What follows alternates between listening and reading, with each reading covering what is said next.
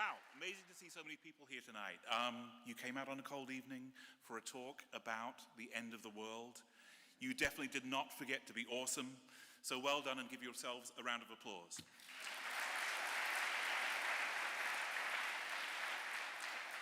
My name is Robert Goulding. I'm a faculty member in the program of Liberal Studies, PLS, and yes, PLS, great. And I'm director of the Riley Center for Science, Technology, and Values. Yep, thank you. I have a few people to thank for making this event possible, beside the speaker himself. The Institute for Scholarship in the Liberal Arts and the Henkel's Fund supported this event generously. So did the Glynn Family Honors Program, and I'm grateful for the work that Glynn Arts and Letters Director Paul Ockerbach, faculty member Gillian Snyder, and program coordinator Kelly Gerst put into this event. Thank you. Yeah, absolutely.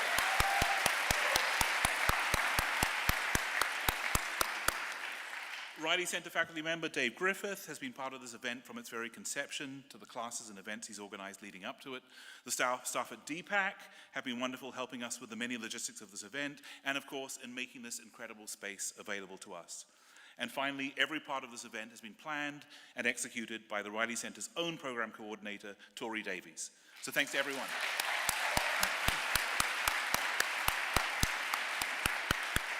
Okay.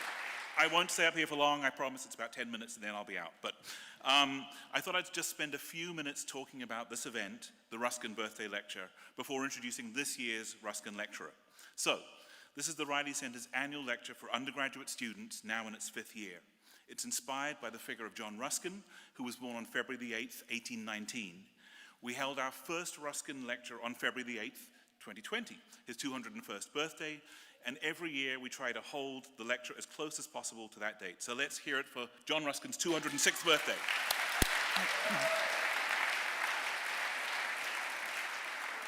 Okay, but who was Ruskin and why do we celebrate him every year? He was a great Victorian intellectual, writer, art critic, painter, teacher, social reformer, one of those figures from the past who now seems to have had something profound to say about everything. Not only that, he turned his ideals and beliefs into action, founding schools and institutions that continue to exist and do good work to this day. He lived in the first great era of technological change and industrialization. Over the 80 years of his life, the landscape of Great Britain and Europe changed completely, as did the lives of its people, sometimes for the better, but often, he thought, for the worse.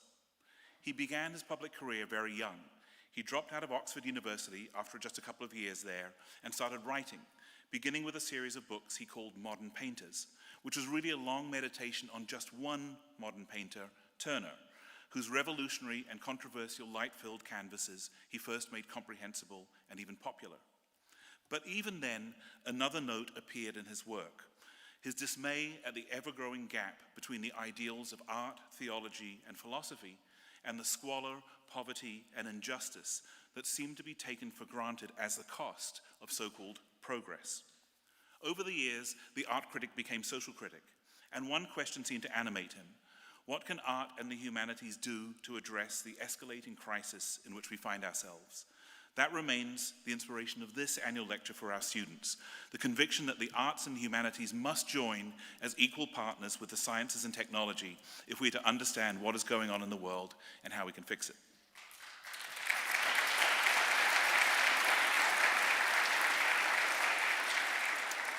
Each year then, the Riley Center finds a Ruskin lecturer who embodies that ideal in their own work and life.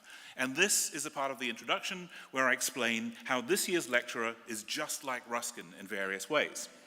But at first glance, that's not so easy. This year's Ruskin lecturer is one of the most celebrated authors of books enjoyed by everyone, but addressed especially to young people, like most of the people in this audience. Now, John Ruskin tried his hand at writing for the same constituency. His short story, The King of the Golden River, was a bestseller at the time, but today reads as the heavily moralistic Victorian fable that it is. He also wrote a much more ambitious work, which was called The Ethics of the Dust, 10 Lectures to Little Housewives on the Elements of Crystallization. This book-length treatise on minerals written for young women is exactly as weird as it sounds. And I must be one of the only dozen or so people in history who have actually read the thing. And here's another important difference. John Ruskin never drank Dr. Pepper. It is just historically possible that he could have, as I learned from the Anthropocene Reviewed, but I think it would be a safe bet to say he never did. This year's Ruskin Lecturer, on the other hand, has done more than anyone else in this country to keep Diet Dr. Pepper culturally relevant and probably also to keep it on the shelves. But there are some similarities too. Ruskin didn't like geese very much. He admired their feathers, shore, and devoted a beautiful passage in one of his guides to drawing on the fine structure of a goose feather. But when you encountered them, he said, they were loud and aggressive, and they somehow managed to hiss, even though they didn't have any teeth. And this really unnerved him. And our Ruskin lecturer gave Canada geese 2 stars out of 5. So that's something. But there's a deeper and more serious similarity. Ruskin railed against the pollution caused by the great factories of northern England, great clouds of filthy smoke that were finding their way even to his home in the Lake District. And he endlessly drew attention to the exploitation of the poor in those same factories and went out of his way to meet working class people where they were, setting up educational institutions, libraries, and museums for them, and often himself teaching in these beautiful new establishments. And he made some deeper, and it now seems, kind of prescient connections. The dirty clouds were not only changing the quality of the light and the air, but altering the established patterns of the wind, the temperature, the climate itself, he said. He predicted that if things were allowed to continue their course, the end was inevitable. Quote, blanched sun, blighted grass, blinded man. And he argued the solution would not be merely a matter of improving technology, closing some factories, or regulating pollution. With his flair for the dramatic phrase, Ruskin said that the dark cloud spreading from Manchester was no ordinary smoke. Quote, it looks more to me as if it were made of dead men's souls. It was England's embrace of unregulated capitalism that had brought about both the drastic change in the weather and the immiseration of the poor. These were not 2 accidental byproducts of the new economic system, but essential to how it functioned. And in its intended course of action, it had managed to achieve the unimaginable, altering the climate itself. As you might imagine, these opinions did not make Ruskin popular at the time. But once he saw these connections between unrestrained capitalism, exploitation of the poor and powerless, and climate change, he couldn't unsee them. It became a master narrative that seemed to organize and explain everything that was going on in the world. His critics, perhaps with justice, declared that he was obsessed. This year's Ruskin Lecturer has shown through the years his ability to bring things together, find patterns, and teach them to the world. As one half of the Vlog Brothers, or of Crash Course, or on TikTok, or in the Anthropocene Reviewed, he has woven together literature, science, current events, and popular culture. Many of those in this auditorium learned from him and his brother, and got through their tests and exams, while also being moved and delighted by his novels. His book, Everything is Tuberculosis, appears very soon. Many of us already know about the work he's done in Sierra Leone with Partners in Health, and also his battles with pharmaceutical companies in our so-called developed world who control the flow of life-saving drugs into the developing world, all in order to maximize their profit. Here in the US, we can have the comfort of being relatively unaware of TB, yet worldwide it is responsible for the most fatalities of any infectious disease. This year's lecturer has not only raised awareness of TB and millions of dollars to defeat it, he has used his prominent position to force pharmaceutical companies into reversing their rapacious policies. Like Ruskin, he can see how these things fit together: disease, poverty, and unregulated greed. In a recent interview, he said that the title Everything is Tuberculosis came from his wife, who teased him that he was obsessed with the disease and its causes, medical, economic, and social. Just as Ruskin learned about climate change, once the pattern has been uncovered, it cannot be unseen. It has to be talked about. It has to be undone. TB can be treated very effectively. What does it say about us, he asks in his new book, that it is still so deadly that we choose this world and not another? So, it is now my very great honor to introduce to you this year's Ruskin Lecturer, even though John Green really doesn't need much of an introduction, certainly not to this audience. John is the author of many best-selling novels. We've all read them, from Looking for Alaska to Turtles All the Way Down, as well as the Anthropocene Reviewed and the forthcoming Everything is Tuberculosis. His books have been published in nearly 60 languages, and over 24 million copies are in print. They've won multiple awards, as well as occupying the bestseller lists for months at a time, and many have been turned into very successful movies. The Crash Course YouTube channel that he launched with his brother Hank has over 10.7 million subscribers, and its videos have had over 1.2 billion views. He is, like Ruskin, very much a public intellectual, a position he uses to the greatest possible effect and benefit to the world. He's also really funny in a way that Ruskin wasn't. We're very grateful to have him here today in Notre Dame. John's talk is entitled The End of the World as We Know It, so let us give a rousing welcome to this year's Ruskin Birthday Lecturer, John Green. Thank you.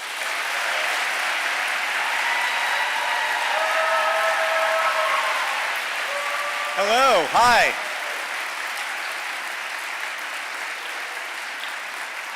Thank you so much. I have to say that's the loveliest introduction I've ever received, and perhaps built this up too much. Before we start, I just wanted to talk a little bit about John Ruskin as well, and say something important about him, which is that he almost certainly had tuberculosis. He acquired tuberculosis in his teens, became so sick while a student at the University of Oxford that his parents felt that they had to pull him out of school and go to continental Europe, which at the time was believed to have sort of better air for TB. In fact, it just was further away from the Industrial Revolution that was causing the explosion in tuberculosis, as we now know, with crowded factories, crowded living conditions. By the time Ruskin lived, probably around 90% of people in England were infected with TB. Of those people, only about 10% would ever become very sick and die, but at the time of Ruskin's birth, about 1 out of every 3 deaths of humans was caused by tuberculosis in England. And so he became very sick, but was one of the lucky people who recovered. And we don't know why Ruskin recovered. He was very ill. He was coughing up blood, which is a late sign of the disease generally. And yet, for some reason, in Europe, he did recover and went on, of course, to live a very long and productive life. That should be the story of everyone with tuberculosis, which is a curable and preventable disease. But even today, we lose over 1 million people a year to it. So I just wanted to acknowledge that connection to Ruskin, and also my deep affection for him, and my gratitude indirectly to him that I'm able to be here tonight at Notre Dame. I feel like an elephant who has been asked to speak to an audience of other elephants on the subject of how to be an elephant. But I do not know how to be an elephant. I do not know what is happening.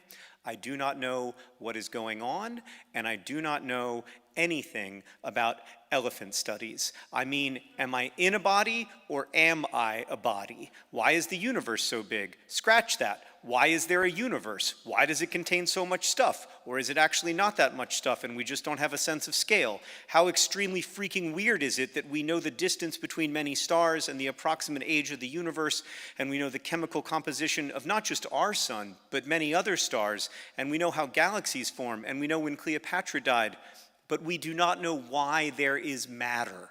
We do not know why there is matter in the universe. We know approximately the when and approximately the how, but we do not know the why. I hope, are there any physics students here? Oh, thank God. I'm really counting upon y'all to, over the course of your careers, perhaps establish why there is matter so that I can stop worrying so much about it. It's easy to forget or even ignore how utterly strange it is to be a human in the 21st century. I mean, it's a great honor to speak here at Notre Dame, which has been educating young people in elephant studies and other fields since way back in 1842. In 1842, about 43% of all humans who were born in the United States died before the age of 5. 43%. And that was actually an improvement, albeit a small one, from the background historical rate. So what did child mortality look like for most of human history? Well, for most of the 300,000 years that we've been a species, in fact, for well over 99% of that time, around half of all children who were born died before the age of 5. In fact, if you could raise your hand right now, if you're over the age of 20, that's a lot of you. Not many freshmen showed up tonight, huh? You have likely outlived the median human, which is a strange thing to think about, but of the 120 billion of us who have ever lived, most of us never lived to be 20. And then there is the pure biological horror of being alive with a consciousness. Like, it's extremely weird that in order to continue thinking and loving and being and fearing, I need to insert recently killed plant or animal matter into my mouth. This is a weird situation. I do not know how to be an elephant. It's so weird that sometimes I think we must turn away from its weirdness in order to go on, the way we cannot stare at the sun for too long without being blinded by its light. Slightly off topic, but how great is it that sun, the star, just happens to be pronounced the same as the word son, as in Son of God.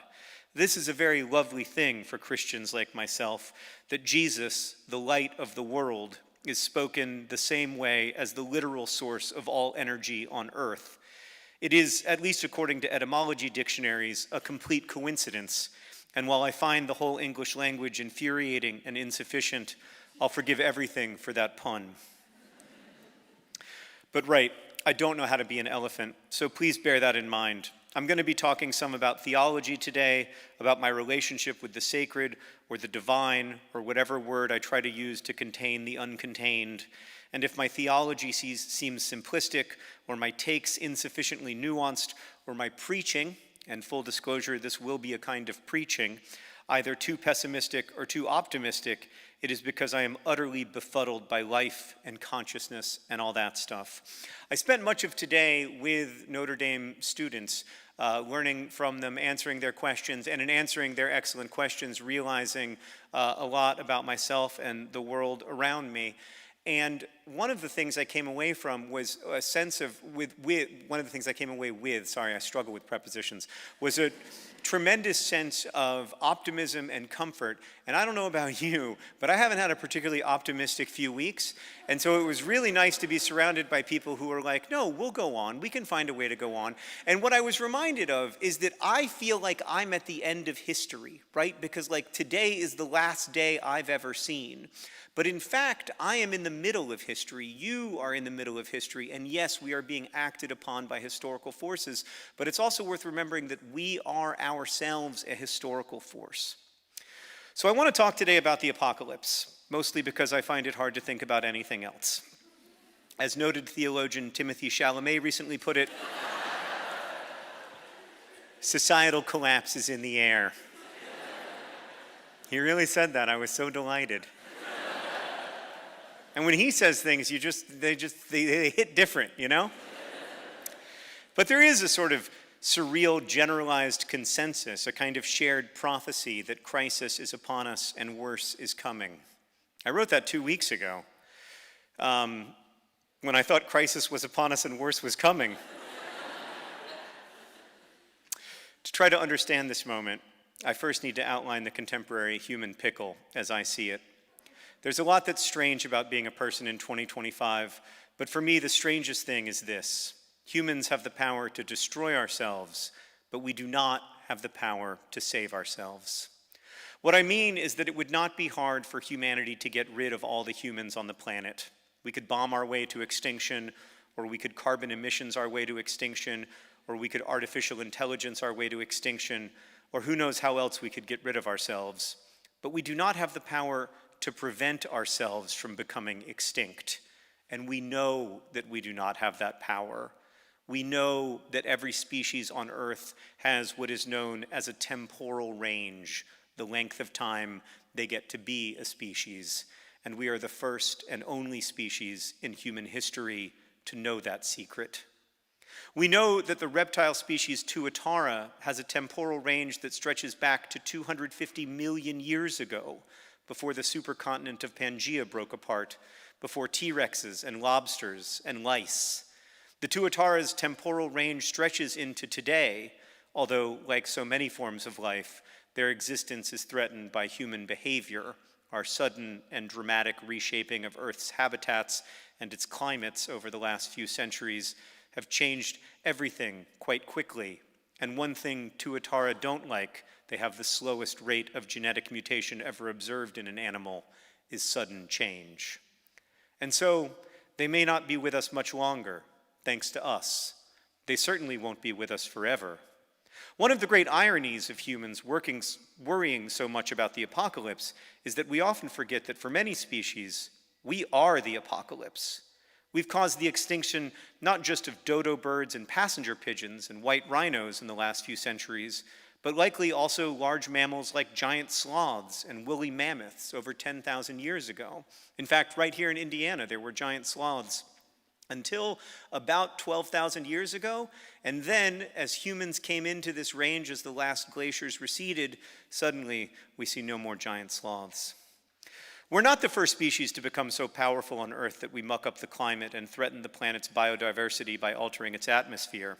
Cyanobacteria caused a mass extinction over 1 billion years ago.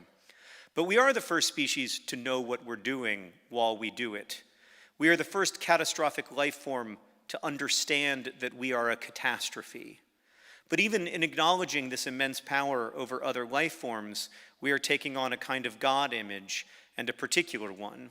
As Simone Weil noted, it is much easier to imagine ourselves in the place of God the Creator than in the place of Christ crucified. Perhaps in our apocalyptic visions, we like to grapple with our own power, in part because these days it is so scary to grapple with our weakness and fragility, our absolute dependence upon one another, upon chance, and upon human-built systems that are unjust in their very creation, from healthcare systems that the poorest cannot reliably and affordably access, to an education system that is intentionally organized around accepting the few and excluding the many. The temporal range of modern humans, as we are known, stretches back only about 300,000 years, less than 2/1000ths the length of time Tuatara have been here. We are younger than elephants, or bullfrogs, or sparrows, and about the same age as polar bears. Of course, dating the end of our temporal range has long been an area of human curiosity. 1600 years ago, the Bishop Martin of Tours wrote, "There is no doubt that the Antichrist has already been born." But of course, as Jesus put it in the Gospel of Matthew, about that hour, no one knows, not even the angels in heaven, nor the Son, but only the Father. We do not know about the hour. Like most people, I've lived through a few apocalypses. I lived through Y2K, which many of you won't remember, but where a computer bug was supposed to create a societal collapse. And this was not like a fringe belief. US Senator Patrick Moynihan worried that the Y2K bug might mean, and I'm quoting directly here, that the sun is about to rise on the apocalyptic millennium of which chapter 20 of the book of Revelation speaks. He said that in Congress. But I survived that apocalypse. There was also a minor one in 2012, which I skated past. I'm reminded of something my religion professor and mentor Donald Rogan once said: "Never predict the apocalypse. You're almost certain to be wrong, and if you're right, no one will be around to congratulate you." And yet it is coming. We know that we will end, that like every species, we have a temporal range. And it's not just that each of us will die, or that everyone we love will die, or that we and everything we love will be forgotten. It's that all of us, the very idea of us, will cease to exist, along with everything we ever did or made or thought. Years ago, I was on this interview show, and the interviewer asked me why I write so much about death. I didn't know how to answer the question at the time, but since I have thought about it a lot, and I think I write about death because it strikes me, for lack of a better term, as a proper problem. Like death is such a problem that something like 1/4 of humans believe that only one person has thus far survived death, and we literally made him our God. There's just no escaping the apocalyptic problem, at least no worldly way. Like, not long ago, my 10-year-old daughter found out that in 1 billion or so years, the sun will become so hot that the oceans will boil and evaporate, and Earth will become utterly hostile to life. And then, not too long after that, the Earth will probably be consumed by the sun as it becomes a red giant. And it was a real bummer of a day in the Green household. She kept asking me what we could do to stop this from happening, and she didn't seem terribly comforted by my answer, which was, "Oh, sweetie, by then we'll be long gone." Upon reflection, I revised my response. I told my daughter what Octavia Butler tells me in her wondrously sacred parable novels: the destiny of Earthseed is to take root among the stars. Could we really become a multistellar species? Maybe. Octavia Butler prophesied better than I ever could. I did not tell my daughter the other Butler line that's been rumbling around in my head of late as I worry about our fraught moment. They have no power to improve their lives, but they have the power to make others even more miserable. And the only way to prove to yourself that you have power is to use it. I do not know what the future holds for us. We are a brand new species, and it's possible we will live long enough to become an old one. If not Tuatara old, maybe at least elephant old. They're around 3 million years old. So who am I to say that we're in the third or fourth quarter of our temporal range, that the end is nigh? Maybe the whole idea that I've inherited of a linear apocalypse, we weren't here and now we are, and someday we won't be, isn't even the right way to conceive of our presence on this planet. Hindu and Buddhist eschatology, for example, focus on the ideas of kalpas, or long cycles of creation, collapse, and recreation. But everything we see dies. Stars die. In fact, something like 275 million stars will die tomorrow. I know. Thank you. I was worried that nobody would go, oh. It's very upsetting. Another thing that I learned recently that I find very upsetting while we're on the topic is that 95% of the stars that will ever be born have already been born. Like cosmologists talk about cosmic dawn and cosmic noon and cosmic night when all the stars start to go out one by one. But we're in like cosmic mid-afternoon right now. And of course it's not relevant to us, like we're only gonna be here, for a little while. But it's still kind of weird and strange to think that we showed up in the second half of the universe's, not the second half of the universe's story, but the second half of the star birth story. Anyway, back to my speech. Everything we see dies. That's where I was at. Even if we do take root among the stars, we will die. Maybe we will live again or anew on the other side of the veil. Maybe. But we will certainly die. Of course, fretting about the end of the world isn't exclusive to religion or religious people. One of the hallmarks of our apocalyptic anxiety is how it changes as the times change. Climate change is the biggest shared challenge facing our species, and perhaps the biggest shared challenge our species has ever faced. And it is very much a look at this power humans have amassed and are now misusing kind of problem for a very look at this power humans have amassed and are now misusing kind of age.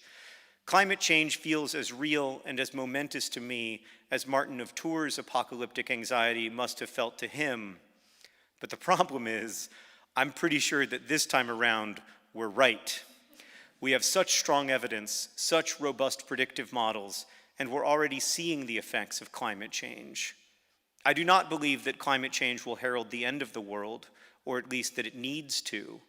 But in a way, I think what's coming could be worse than a mere apocalypse. It may instead be a generations-long decline in the planet's habitability by humans, a decline that harms first and disproportionately the most marginalized people, the impoverished and vulnerable, who of course are the people least responsible for global carbon emissions. I don't think we can know how the world will end, but lately I keep returning to the T.S. Eliot poem, The Hollow Men, where the speaker keeps trying to say the Lord's Prayer, but never quite can. The poem ends like this: life is very long, between the desire and the spasm, between the potency and the existence, between the essence and the descent, falls the shadow. For thine is the kingdom, for thine is, life is, for thine is this is the way the world ends. This is the way the world ends. This is the way the world ends, not with a bang, but with a whimper. I think my daughter is right to worry. My impulse is to reassure her, to reassure you. But I do not think we can be assured in this or any moment. This is the pickle. We are powerful, probably too powerful, but we are also not nearly powerful enough. We are powerful enough to reshape the planet's climate, but not powerful enough to choose how we reshape it. We are powerful enough to kill our fellow human beings by the millions through war or neglect, but we are not powerful enough to save those we love from suffering. How can we live in this moment? We are so precarious, so fragile, so brief, but also so mighty. This is the pickle as I understand it, and here is how I try to address it. In some ways, these are new questions, and it may feel a bit useless to turn to ancient wisdom in seeking answers. These days, we can see so much that our ancestors could not see. We can see the past through looking through the James Webb Space Telescope. We can look at light that is 16 billion years old and has spent the whole history of the universe traveling to us. We can see microorganisms. We can see the human brain working by looking at it through fMRI machines. We can measure the number of viruses in seawater, 100 million of them in each cup or thereabouts. We can see stars be born and see them die. And in all these respects, we are unusual as a species, not just compared to other species, but also compared to other humans who lived in other times. As I said earlier, about 120 billion modern humans have ever been born, and around half of them were born before the year 1 CE, and so did not know about telescopes or DNA, or for that matter, Jesus. All of this seeing has to affect our worldviews. Even when we try to return to some imagined moment of simplicity or prosperity, we can never really get back to that place because we bring our current selves with us. We can't unknow that the oceans are teeming with invisible life, can't unbecome ourselves who've seen the surface of Mars in high-res video. And yet, I still find it helpful to turn to old stories, to sacred texts that have been pillars that helped hold up so many generations of people before me. I do not pretend that I can read these texts accurately or literally. For one thing, language is itself figurative, but also I personally find it impossible to avoid bringing myself and my time into my reading, whether I'm reading an Octavia Butler novel or the Gospel according to Mark. For me, reading is inevitably a commingling. I am trying to share my consciousness and its moment of time with the text and see what can emerge from the encounter. I'll give you an example of what I mean. Because of the historical moment in which I live, I find it very difficult to believe in a God who is in complete control of all aspects of the universe. If I'd lived in 16th century England or 1st century Egypt, I could have believed in such a God. But when I look at the world through my current lens, I just can't. I know lots of people can, and that's great, and I do not in any way want to dismiss their belief systems, but I personally can't get there. Like the speaker in the Eliot poem, I am repeatedly interrupted when engaging with my faith. When I recite the Nicene Creed in church, for example, I am interrupted by questions from the very start. We believe in one God, the Father, the Almighty, the creed begins. Stop me if you've heard that one before. We believe in one God, the Father, the Almighty. And I can say these words, but they're so complicated for me. I'm interrupted first by questions about the word we.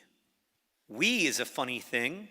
It feels bold to speak on behalf of others, especially when it comes to, God. But then again, I suppose that I myself am sort of a we. Like there are about 30 trillion cells inside of my body and about 39 trillion microorganisms colonizing my body. By cell count, just over half of me is not me. Sometimes when I have a thought, like that I want to eat some highly refined carbohydrates or drink some Diet Dr. Pepper, the thought may actually arise from the microorganisms in my gut. And even aside from that, I am mostly, or maybe entirely, just a collection of circumstances. Do I exist independent of those circumstances? Is the I choosing a belief system, or having it chosen by forces of history and ancestry and so on? So I really don't know if I can say I or we, because those are hard words. I find in general that the shorter the word, the harder it is. A, the, an, I, we, all of these are terribly troubling to me. Then we come to believe, which comes to us via a Middle English word meaning to have faith or confidence. And when it comes to Christianity, I have faith, but I don't really have confidence. But the word came to Middle English via a Germanic root meaning to care or to love, and I can believe in the caring and loving sense. So, okay, we, with some caveats, believe, with some caveats. Now we arrive at in. And I mentioned earlier, I do not like prepositions. Do I believe in one God, the Father, the Almighty, creator of its such and such? In? In? I believe around God. I believe within God, and sometimes without. I believe about God, because of, in spite of, instead of, but do I believe in? And none of this, of course, is to mention that the Nicene Creed was not debated or established in English at all. The entire affair is horrifically overwhelming.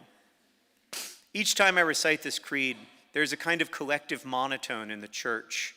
It is somewhere between spoken and chanted, as if we know what the hell we're talking about. But I don't know what the hell we're talking about. Now, I'm not a theologian, far from it. But here is what I do believe, what makes sense to me. There's a passage in the Gospel of John where Jesus travels through Samaria, and Jesus sits down beside a town's well because he's tired from the journey. When a Samaritan woman comes to draw water, Jesus asks her, "Will you give me a drink?" And the Samaritan woman says to him, "You are a Jew, and I am a Samaritan woman. How can you ask me for a drink? For Jews do not associate with Samaritans," we are told. Jesus answers, "If you knew the gift of God and who it is who asks for a drink, you would have asked him, and he would have given you living water," which is a very curious thing to say when you're thirsty and tired and alone, sitting by a well in a community of people that your community traditionally does not associate with. And then the woman says, "Sir, you have nothing to draw with, and the well is deep." I believe that. I do not care whether it happened. I believe it. I believe that the Son of God, utterly divine and utterly human, grew weary from traveling. And I believe that when God was thirsty, God went to a well from which God could not drink. Because where else could God go? Where else can any of us go? We go to the place where water comes from, even if we have nothing to draw with and the well is deep, even if we are among strangers. As Dietrich Bonhoeffer put it, God is weak and powerless in the world, and that is exactly the way, the only way, in which God can be with us and help us. We are often taught that the hero's journey is from weakness to strength. The innocent girl in the Pacific Northwest becomes a powerful vampire. She does. It's a banger if you haven't read it. I mean, I don't want to spoil it. It's actually a bit of a spoiler. The dirt farmer on Tatooine becomes the Jedi who saves the galaxy. But in the Gospels, the hero's journey is from strength to weakness, from omnipotence to having nothing with which to draw water from the deep well. The truth is, I don't care if God is really real. I know this is varying degrees of heretical, but I just can't bring myself to find the question particularly interesting. For me, debating God's quote-unquote existence feels a bit like the medieval theologians debating how many angels can fit on the head of a pin. It's only important if you want to know how many angels fit on the head of a pin. And I don't. I don't want to know. I don't need to know. What I need to know is what to do with the strange miracle of human consciousness, how to live and grieve and hope in a world where everything we're certain of will end. And for me, the life of Jesus and the disciples offers a path. I often think about something else my old religion professor Don Rogan taught me, that in the Roman Empire, beginning in the middle of the 1st century, it was common for Roman coins to be printed with the emperor's face and inscribed Divi Filius, the Son of God. They were sons of the god Julius Caesar. It was not rare in those days for there to be a living son of God, but it was rare indeed for someone like Jesus to be a son of God, someone who so clearly and deeply identified with the poorest, the sickest, and the most marginalized people. Jesus told us that the last would be first, that wherever we see the impoverished or imprisoned, we see Christ. Here is a new kind of God Son, a new kind of Son God, one who has little but still feeds the hungry in abundance, one who is more likely to heal the poor and powerless than the rich, one who thirsts at the well and at the cross. Forever is a strange thing because nothing we know of, including time or space, has always existed. And yet, somehow, within this finite universe and within our finite selves, we can still imagine boundlessness. And not just imagine it, but also to some extent describe it. We can know, for example, that the set of real numbers is larger than the set of natural numbers, even though they are both infinite. That's a mind blower for me. This is the human condition, or at least the human condition in this world, to be finite, but to be able to conceive of the infinite, to be mortal, but able to conceive of immortality, to be able to end ourselves, but not save ourselves. And yes, it's true, humanity will have a temporal range like every other species. We will end, but not yet. Not yet. Not now. Now, we live in a world of profound injustice that we are called to rectify. If we are in a period of collapse, very well, let us begin to rebuild. Let us turn to another word that draws its root from the sun, solidarity. Let us, through solidarity and accompaniment, work together to build systems that reflect what we know to be the truth. That, as Sister Marie Augusta Neal put it, Jesus preached good news to the poor, and integral to that good news was that the poor are to be poor no longer. Let us embrace the gospel, the good news, which, as James Cone wrote, begins and ends with God's liberation of the oppressed. Let us imagine together a world where God's will might be done on earth as it is in heaven. Yes, the end is coming, via comet or atom bomb, via solar radiation or second coming, but not yet. It would be terribly sad and frightening if mere apocalypse was around the corner, but it would also be easy. How simple to live in a world we cannot help or influence. But we do not live in such a world, not yet. And because it is not yet that hour, we have work to do. This year, about 80% of the 5 million children who will die before the age of 5 will not really die because of malaria or diarrhea or tuberculosis. They will die because of poverty, from diseases that would be curable if impoverished communities had universal access to well-resourced health care. And we know that progress is possible on this front because we've made dramatic progress. Last year, about 4.9 million children died before the age of 5. In 1995, the year I graduated from high school, around 12 million children died before the age of 5. We can build better systems. We can build what the liberation theologians called a preferential option for the poor. This year, 215,000 people will die as a result of pregnancy or childbirth.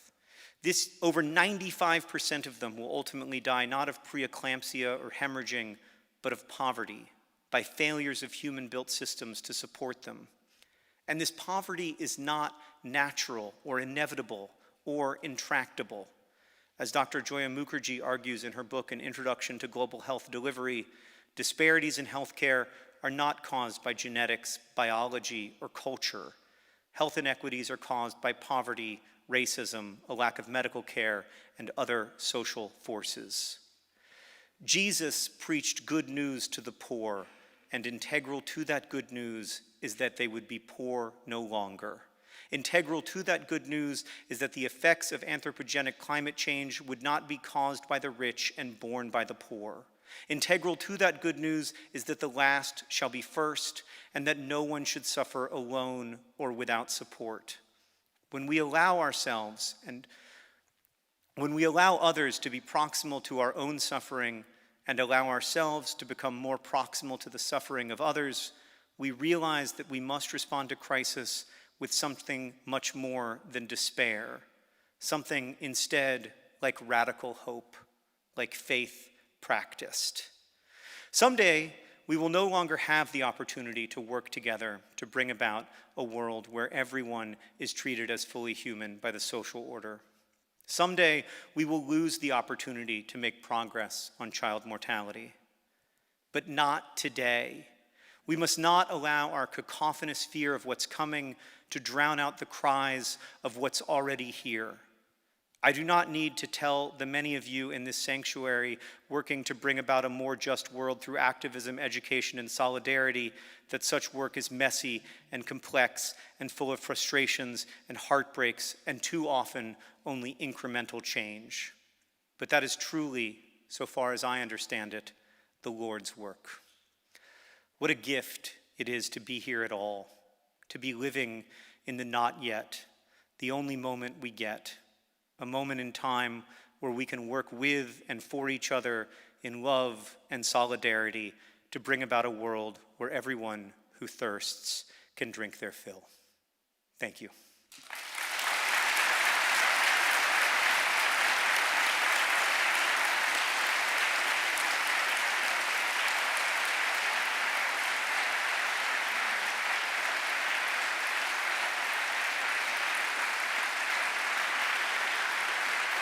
Thank you so much. Thanks, Ron. It's incredible. Thank you. Thank you. Deeply inspiring. Okay, this is not the most important part of your talk or the most important part of Turtles All the Way Down, but as a New Zealander, I love the Tuataras. Oh, we love Tuatara. I'm just curious, tell me how the Tuatara came about in that book and as a kind of motif in the way you think about our temporal range. Well, that's an interesting question. So when writing Turtles All the Way Down, I was looking for an example of, for context, this billionaire is obsessed with Tuatara research, and that's what he decides to leave his entire fortune to. And I wanted to call attention to the insanity of allowing billionaires to decide where their entire fortune goes. And I thought, what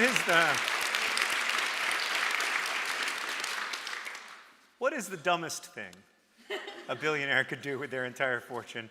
I began to research articles, and I read that this really rich guy was devoting himself not to like Tuatara preservation, which I think is a noble goal, but to researching Tuatara, like, you know, dripping their blood into vials and whatnot to figure out why they're so long-lived, like they lived for like 200 years. But we already know why they're so long-lived. They don't have any genetic mutations, so they never, you know, like they don't get cancer. Like they're extremely slow in their mutation process and all their other processes as well. I don't know if you've ever looked at Tuatara in the eye. I have, yeah. Yeah, but I have as well, and I didn't see a soul. I'll just say it. You look at a lot of animals, you see a soul. 250 million years ago, I'm not convinced. So they're fascinating, and the other thing about them that like struck me as relevant for the novel is that one of the reasons Asa might find it interesting that her potential boyfriend's father is obsessed with Tuatara is that they are very different from almost every other animal living in the world. And of course, Asa feels extremely different from almost every other person living in the world and feels very like out of herself all the time. And so I thought that would kind of be a point of connection for her. If I can tell a brief side note about Tuatara. So that New Zealand, as you may know, when New Zealand made pennies and nickels, a practice they abandoned, as is appropriate, 30 years ago.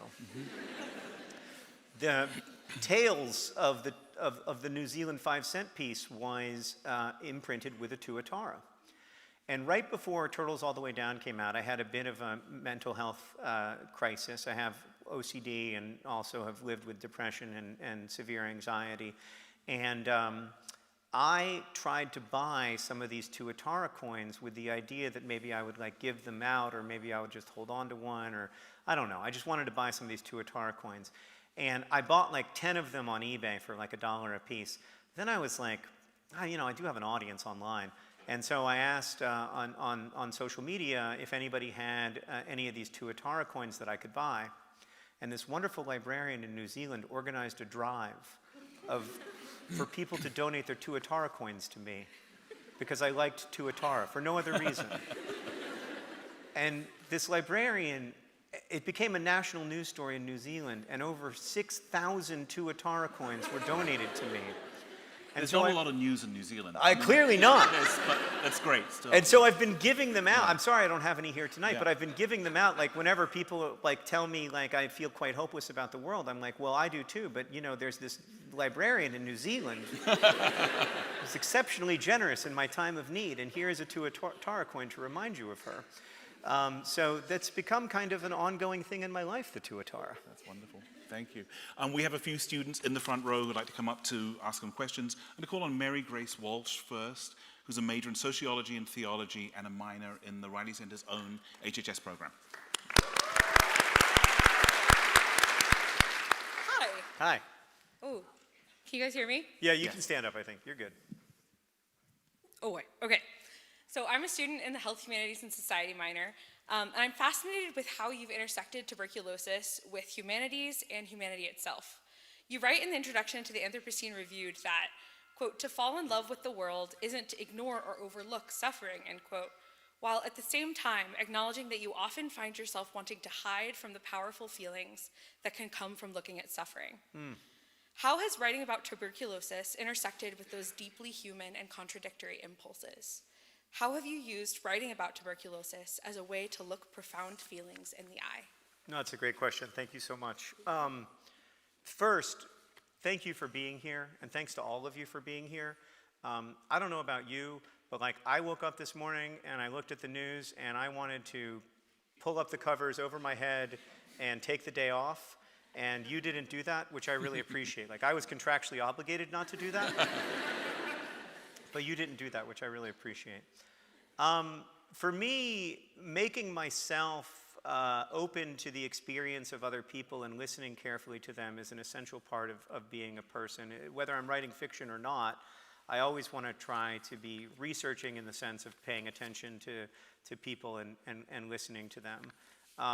And so when I was writing about tuberculosis, I was partly writing a historical overview stretching back the 3 million year history of this disease that goes back even further than our species does. It was infecting people before we were people, like other species of people. And I wanted to trace that through, the 21st century. But I also wanted to write about one individual person. And I wanted to do that because I think it's so essential.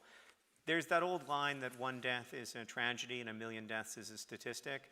And on some level, that's true, right? Like, how do you, think about the person, think about someone you love and think about them dying from a curable disease because of lack of access to medical care. You can do that, right? But you can't multiply that feeling times 1,250,000. There's no way we don't have the capacity, or at least maybe you do, but I don't have the capacity to do that. I don't have any way to engage with that number or what that might mean. And so I wanted to tell one person's story, my friend Henry, who contracted tuberculosis when he was 5 or 6 years old in Sierra Leone, and eventually developed drug-resistant tuberculosis, which is much harder to cure, and in a place like Sierra Leone that's denied access to medical care, that it's usually almost always fatal. And I wanted to tell Henry's story because that grounds it in reality. And it was hard a lot of times to listen to Henry and his family tell me their story, because it's such an indictment of the world that I live in, and the world that Henry and I share, and the distance that that Henry and I experience between each other's lives. But I really wanted to try to tell that story precisely because making oneself proximal to suffering is so intensely important. Before I was a writer, I was a chaplain at a children's hospital.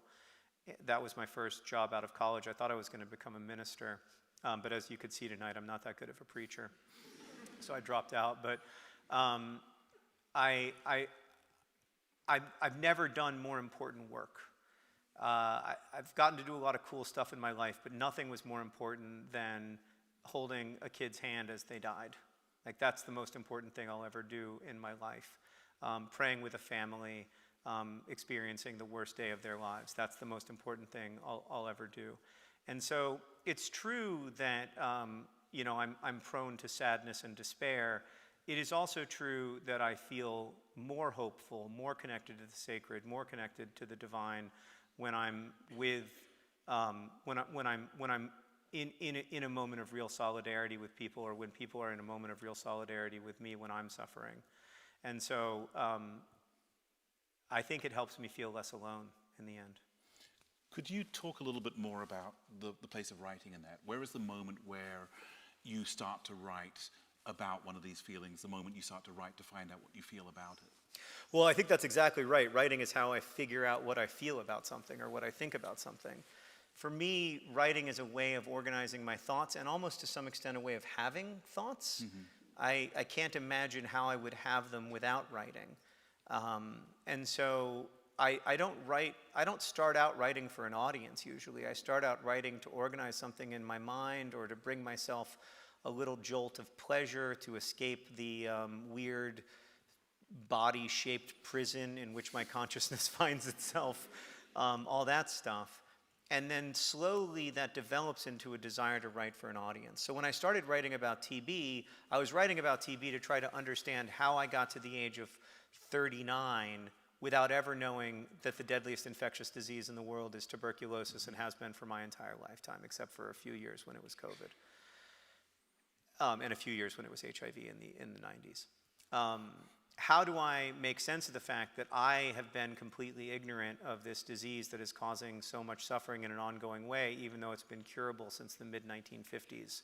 What does that say about the world I'm living in? What does it say about the information, the way I'm ingesting information, all of that? And so that's how I started writing, and then slowly I realized, oh, I want to write about this for an audience.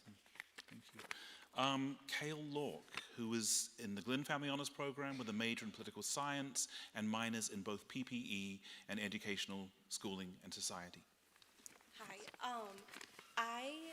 My question is, in the Anthropocene Reviewed, you weave together these personal narratives with complex environmental and social realities, similar to how I see Rachel Carson doing the same. Oh, that's nice.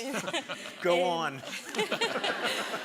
And how she and you humanize environmental science. And as someone desiring to work in the field of agricultural sustainability and rural community development, I'm struck by how both you and Carson make global challenges feel not just intimately human, but teachable. And I'm wondering, how do you approach the challenge of helping readers, especially young people, feel personally connected to seemingly overwhelming issues? And what insights might those approaches offer to those of us wanting to educate the next generation about critical but complex topics? Thank you.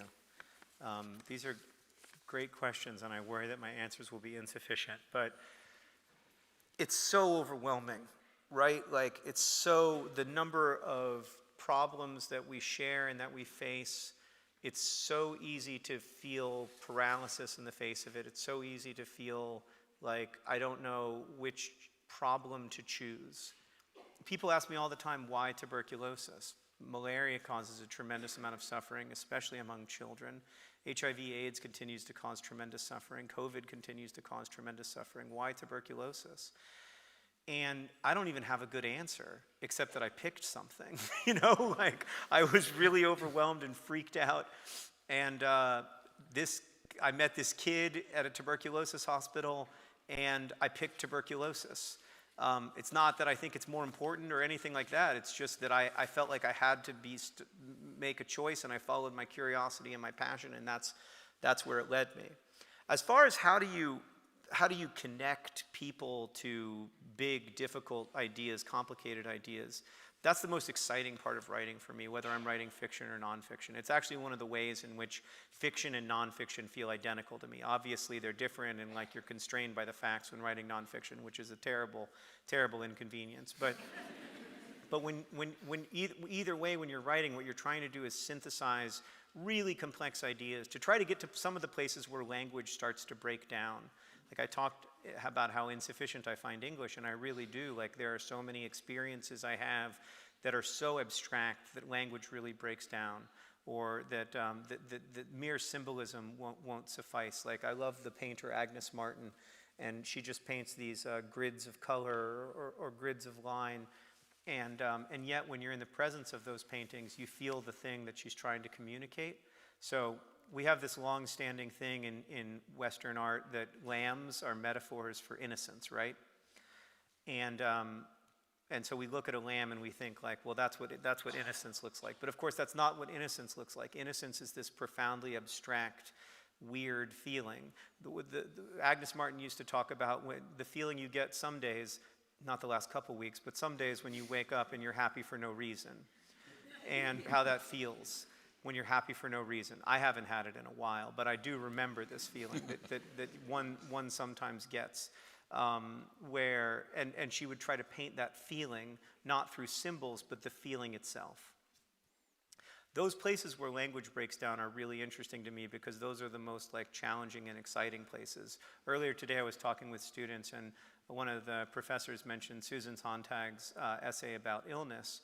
And in that, she writes a lot about this, about the relationship between illness and experience and language, and how complicated and fraught that is. But that's what excites me most about writing or making YouTube videos or whatever, is trying to find ways to communicate complicated, overwhelming ideas in ways that can be comprehensible. How do you choose?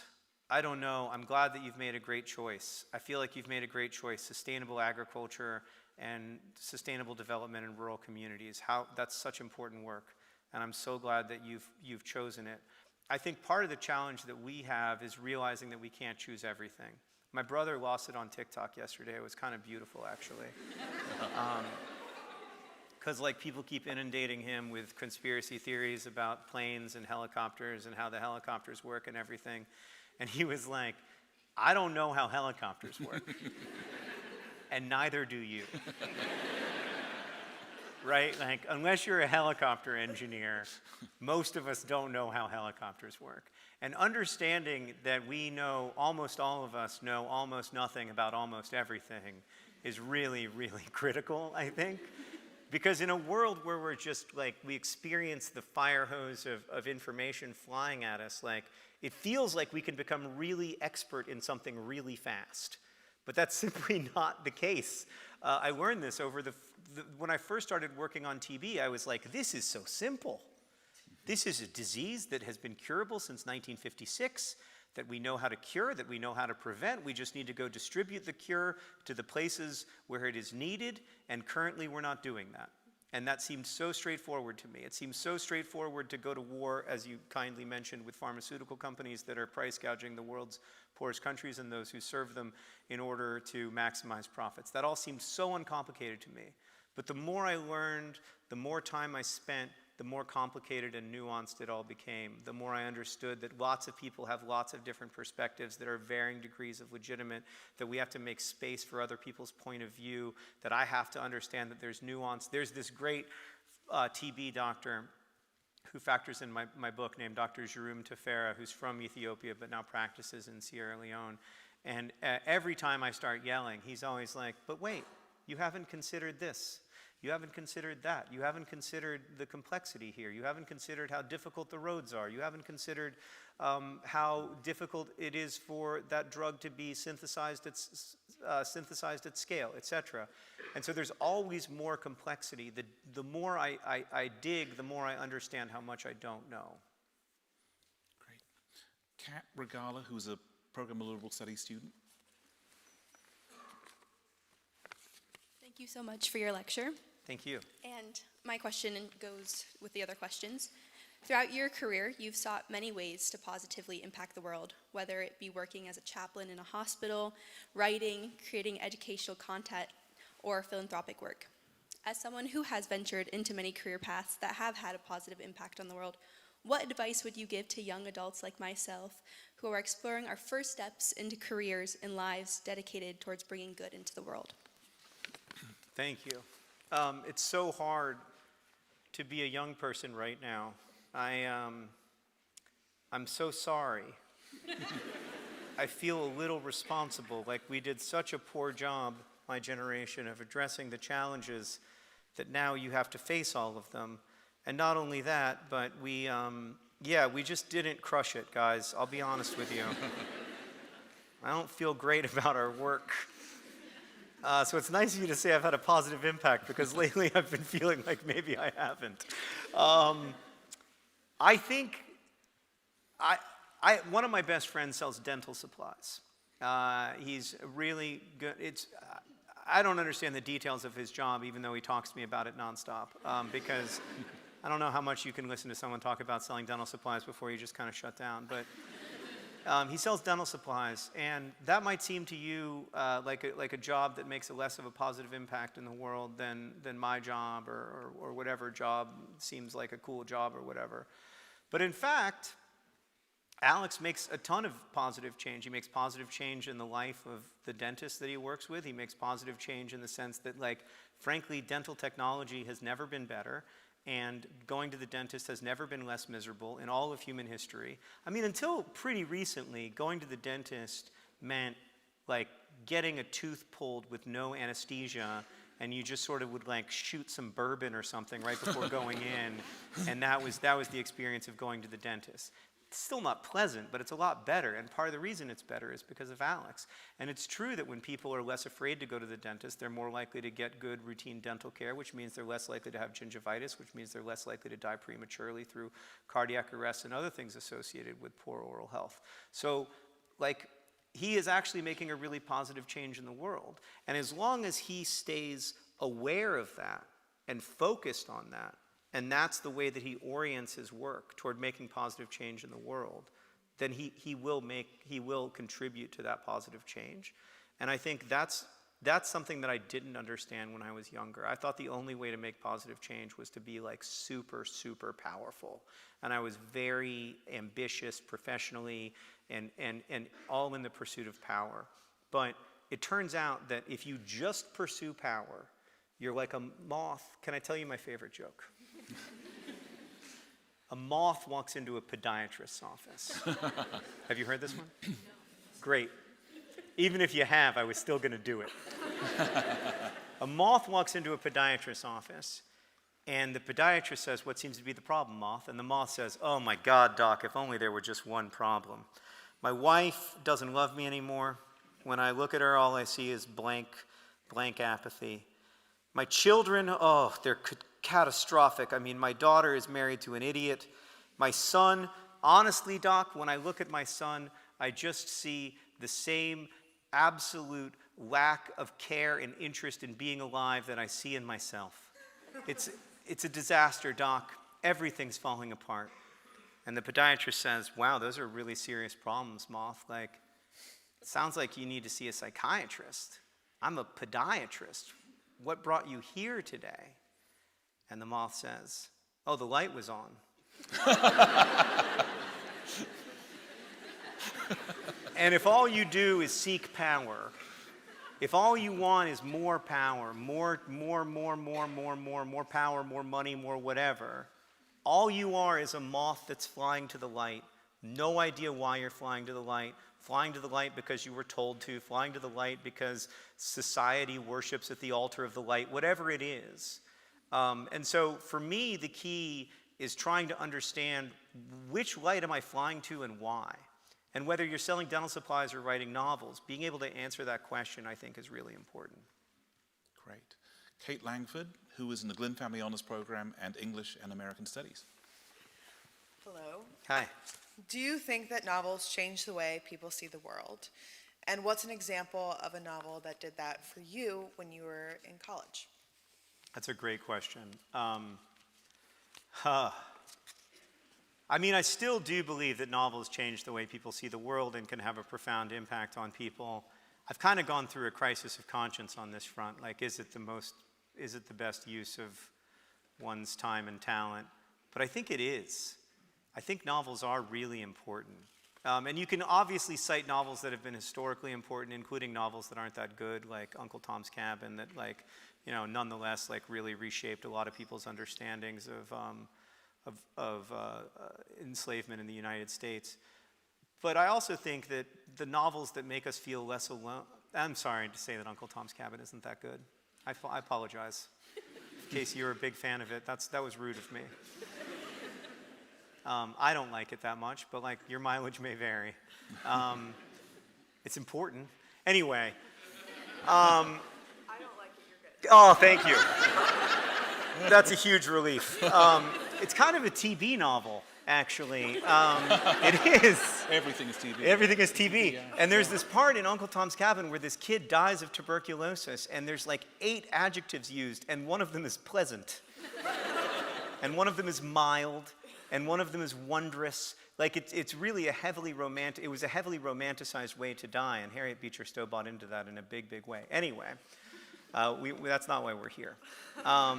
When I was in college, there were a few books I read that really, really lit me up and changed the way that I understand the world around me. The first, and maybe the most important, the one that I go back to the most, is Sula by Toni Morrison. I read that book about young friendship. It was a short book, so I could actually finish it.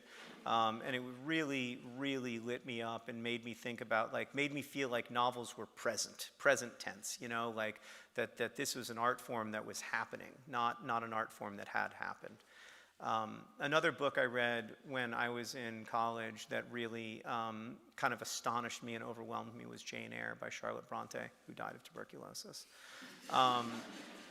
Jane Eyre, you know, really kind of lit up the literary side of my brain, the side of my brain that's interested in structure and metaphor and symbolism, and also felt contemporary, even though it wasn't. But probably the novel that changed my personal understanding of the world the most when I was in college is this book by Richard Powers called The Prisoner's Dilemma. And it made me believe in belief, for lack of a better term. It made me interested in belief. Why do people believe things? Are we destined to worship? If we believe hard enough, can belief, by the mere force of it, change the world that we share? Those are some of the questions at the center of Prisoner's Dilemma. And I think it was an important book for me to read on my path to becoming a chaplain and then eventually abandoning that career. But before I abandoned it, it became the most important 6 months of my life, really. I mean, it's still kind of the axis mundi around which my life spins, even 25 years later. So much of my work, so much of my thinking is still about that time that I spent as a chaplain and the kind of the reality of suffering that I saw while I was there. Could I pick up a little bit about Harriet Beecher Stowe? Yeah. Not to defend her, but that's okay. Shoot, you're gonna win. It's okay. But it's really to kind of follow down this path about writing about illness, writing about disease, and not writing about it for some kind of easy comfort or easy inspiration. Could you say a little bit about, you know, how you managed to kind of toe that line in your own work? Yeah, that's a really important thing for me. I mean, it's really hard to write about disease without either romanticizing it or stigmatizing it. One of the things I write about in Everything is Tuberculosis is the way that TB became heavily romanticized. Like Charlotte Bronte said, consumption, I am aware, is a flattering malady, even as her sister was dying of consumption, and she herself would soon. Shelley wrote to Keats, consumption is a disease that attacks those who have written great verses like you have done. That's especially interesting because Shelley also knew that he had consumption. So it was like his way of saying, and me. But it was heavily, heavily romanticized, and that seems like the opposite of stigma, right? It seems like if we lift people up, if we put them on an altar, it's the opposite of stigmatizing them. And of course, in some ways it is.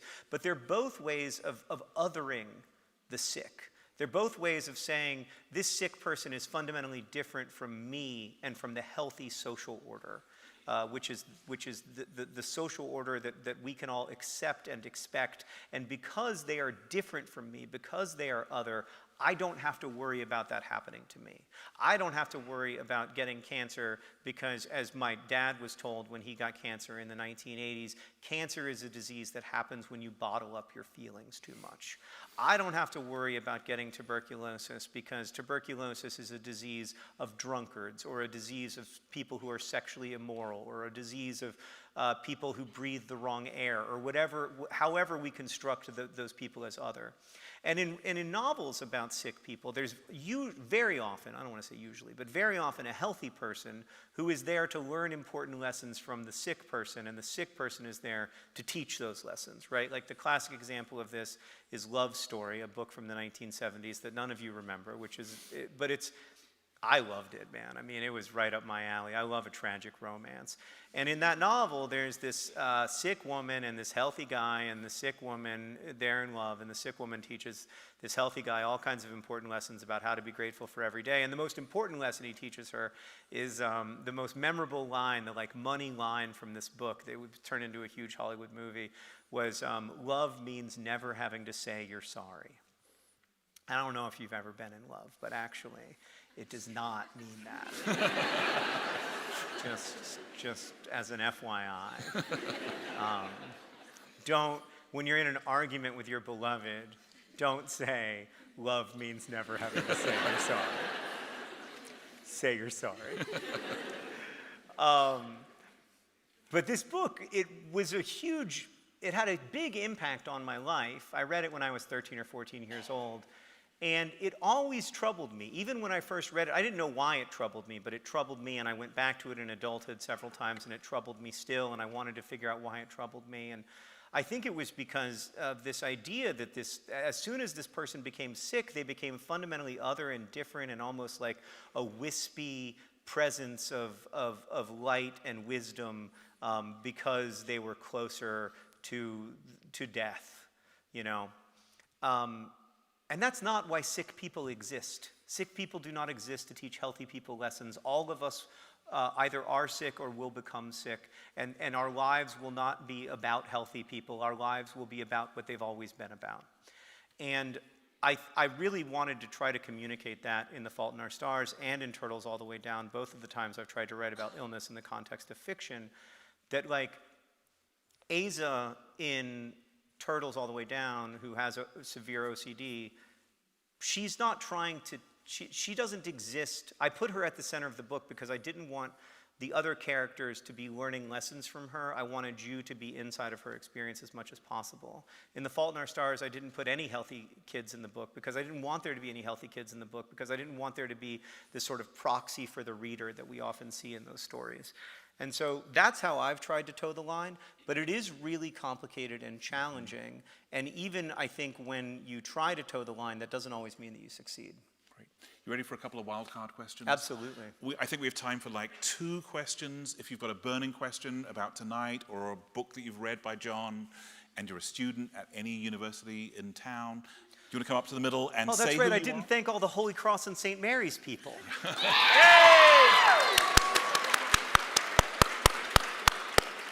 Thank you. Anyone have a Thank question? you. It's all right. Don't be If you don't, it's shy. okay if you don't. Can we just go? I'll just run up there. No, I can hear you. Jack, this is actually not a question, but this might be my only chance. Someone said something about novels that change your lives and whether you think that does a thing. And I am 100% alive because of Looking for Alaska. Oh.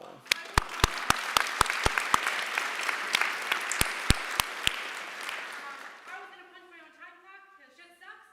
Sorry. But I had a book to finish because I just bought Looking for Alaska, and I couldn't go anywhere till I finished it because that's the kind of person that I am. Oh, Good life because of you. So you are absolutely changing people's fundamental life views.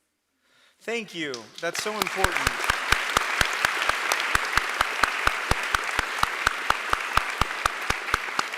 Wow, thank you. I really appreciate you sharing that, and I also really appreciate the opportunity to say thank you in return, because it is only because you brought your deepest self to that story that that was possible for that to happen. And that's not easy. That's not a small thing, especially when you're young. And so I just am so grateful to you for sharing that, and that book found you right when you needed it. I wrote that book in amidst overwhelming grief, as you can probably tell from reading it, and always in the hope that somehow, someday, I wouldn't be alone in it. And in this moment, you have made me feel unalone in it. So thank you.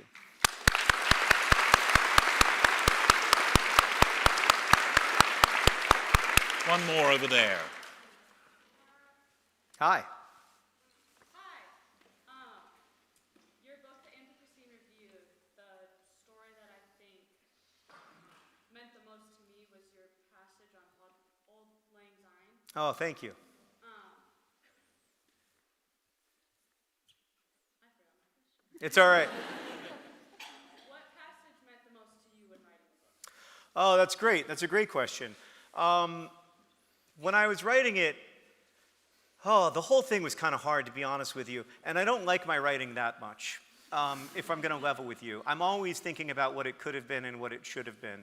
But one of the only things I've ever been really happy, and this is a little immodest to acknowledge, but I'm in a Midwest safe space. One of the only things I've ever written that when I wrote it, I was like, I'm properly happy with that, was that essay about Auld Lang Syne. I wanted to write about, so for context, it's about that New Year's Eve song, with old acquaintance be forgot. I just wanted to sing in this room. It's such good acoustics. That song is a very old song. It's one of the oldest songs that we sing regularly in the English-speaking world. And it was written, or at least partially written, by the great Scottish poet Robert Burns. And so I wanted to tell a story that intertwined that with the great friendship I had with my mentor, Amy Krauss Rosenthal, who died a few years ago of cancer. And I wanted to tell the story of our friendship through the lens of Auld Lang Syne, a song that she made her own in beautiful ways. And I remember I wrote almost all of it in one day, which is very rare for me. But I'd been thinking about it for months, and I wrote almost all of it in one day in this little room. It's a shed, actually, where I live. And so I wrote it in the shed, and I came out of the shed, and the light was very bright. And I felt Amy's presence, and I felt, again, unalone. And that's the magical thing about writing and reading for me is that you can connect across the greatest divides, even maybe across the greatest divide of all. Let's thank John Green one more time. Thank you so much. Thank you so much. I really appreciate it. Thank you.